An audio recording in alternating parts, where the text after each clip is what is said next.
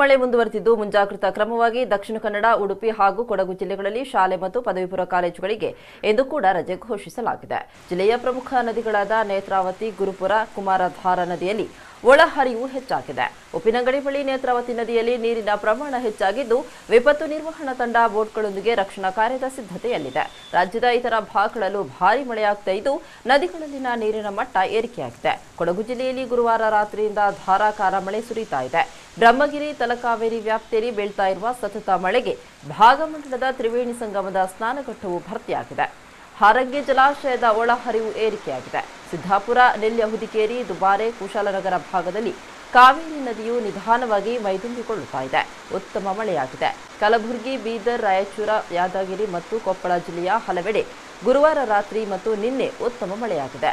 ಅಮರ್ಚಾ ಅಣೆಕಟ್ಟಿಗೆ ಹೆಚ್ಚಿನ ಪ್ರಮಾಣದ ನೀರು ಬಂದಿದೆ.